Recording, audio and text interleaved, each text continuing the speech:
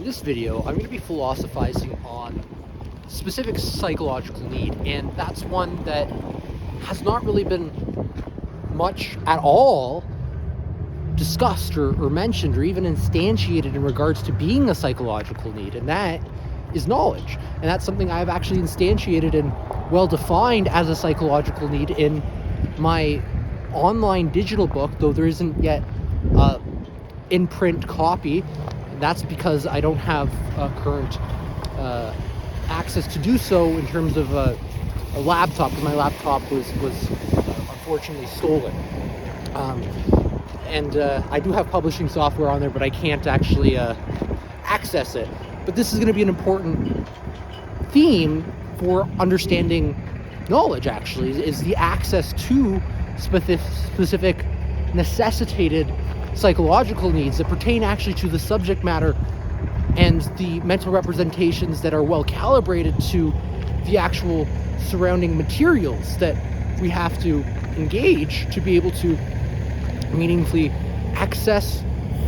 certain meanings in association with knowledge that allow us to consume meaningful information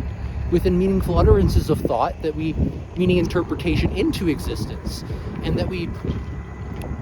in some almost magical way, sort of conjure thoughts in regards to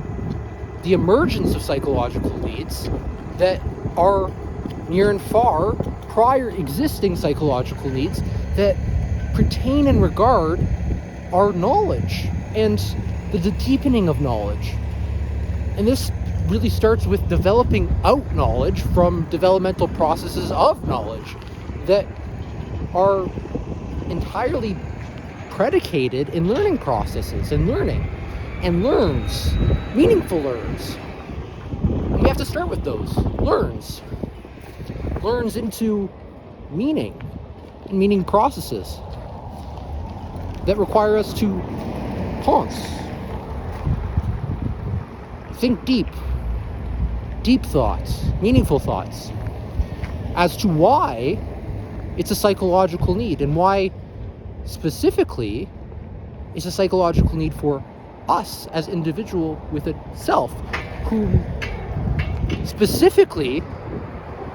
prerequisites a specific set of materials rather than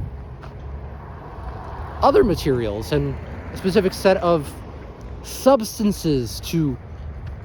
meaningful information, so we can access to knowledge, specific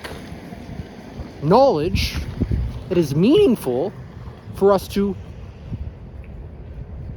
engage agency in a meaningful direction, and self-directed learning that allows us to be able to do what we want, and to do what we want meaningfully, not just try to imitate doing it or pretend like we're doing it, but not actually doing it, and engaging those more meaningful emotions that we probably sought out to do and want to meaningfully engage. And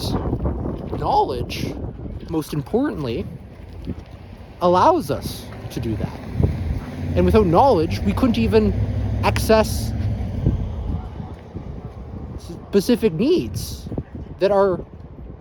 as a must, good enough and necessarily necessary conditions to exist and exist at all, such as eating food, and eating food that's good for us, and eating food that is meaningful to our taste buds and what we enjoy to eat, and what we'll actually eat and rather than not eat, even though it's good for us. Because sometimes actually what's most true and actually factually true is that what we like to eat tends to actually often also be healthy if it's well calibrated, specific in regards to whole foods rather than processed foods. Because we tend to evolve to certain taste buds to be able to specialize meaningful information processes that tend to enjoy specific foods over others that are important for our epigenome and that are deep within our psyches, and which tend to bring to conscious and subconscious processes that allow us to interpret the optimistic optimizers that taste good. And not just taste good, but feel good. And feel good in association with the foods that we put in our bodies and the knowledge that we consume in constitution processes of meaningful information. And it's not just that, but even rest, getting ample enough rest, the correct amount of rest. And that typically concerns and regards a natural sort of sleep cycle. So when you fall asleep and you truly do feel tired, fatigued, and fatigue's a state of emotion where you're kind of weary,